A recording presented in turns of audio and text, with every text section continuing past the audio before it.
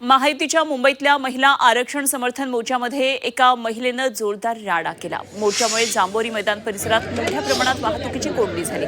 जवळपास तासभरापासून अडकल्यामुळे ही महिला गाडीतून खाली उतरली आणि तिनं पोलिसांना जाब विचारला। इतकंच नाही तर मंत्री गिरीश महाजन, महापौर रितू तावडे यांना सुद्धा रस्त्यावरून चालतं होण्यास या संतप्त महिलेनं सांगितलं। लवकरात लवकर रस्ता रिकामा करण्याबाबत सुद्धा ही महिला आरडाओरड करून सांगत होती। रागाच्या भरात या महिलेनं पाण्याची बॉटल सुद्धा एका या मोर्चाच्या दिशेनं भिरकावली।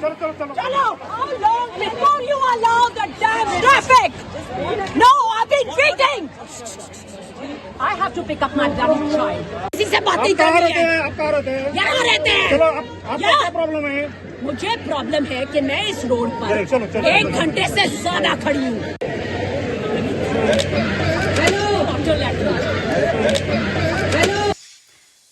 तर महिला नको त्या भाषेमध्ये बोलत होती। महिलेच्या संतापावर गिरीश महाजनांनी वक्तव्य केलंय। महिला पोलिसांकडे तक्रार करू शकली असती, सौम्य भाषेमध्ये बोलू शकली असती। बाटली फेकणं हे योग्य नाही अशी प्रतिक्रिया गिरीश महाजन यांनी। 1 घंटे से ज्यादा खड़ी हूँ। क्यों खड़ी हूँ?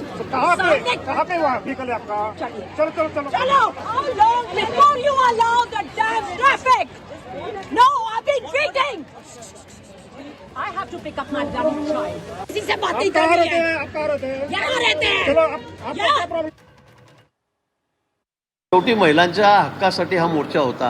असे मोर्चे आपण बघतायत मुंबईमध्ये, शहरामध्ये, राज्यामध्ये, देशामध्ये सतत निघत असतात। आंदोलनं केवढी मोठी होतात तर आपल्याला माहिती आहे काय काय त्यावेळेला होतं म्हणून। आणि म्हणून मग अशा पद्धतीने तुम्ही तक्रार करू शकल्या असत्या, पोलिसांकडे केली असती। थोडा सौम्य भाषेमध्ये सुद्धा तुम्हाला राग त्या ठिकाणी व्यक्त करता आला असता। पण त्या ज्या भाषेत बोलत होत्या, त्याने जी बाटली फेकून मारली ते काही फार मला वाटतं संयुक्तिक नव्हतं। आम्ही या संदर्भामध्ये अधिक काळजी घेऊ, पण त्या ज्या बोलल्यात मला वाटतं ते काही फार संसदीय भाषेत नव्हतं। त्यांनी सुद्धा ठीक आहे, त्यांचं म्हणणं होतं, त्यांचा राग होता, ते त्यांनी वेगळ्या भाषेने त्या मांडू शकल्या असत्या, तक्रारही करू शकल्या असत्या पोलिसांकडे। पण पोलिसांनीच आम्हाला परवानगी दिलेली होती, आम्ही रितसर परवानगी घेतलेली होती, रूटही आम्ही दिलेला होता। त्यामुळे मला असं वाटतं की थोडा त्रास लोकांना त्या ठिकाणी झालेला आहे, मी मान्य करतो। पण प्रत्येक मोर्चामध्ये, प्रत्येक आंदोलनामध्ये तो होत असतो, हेही खरं आहे।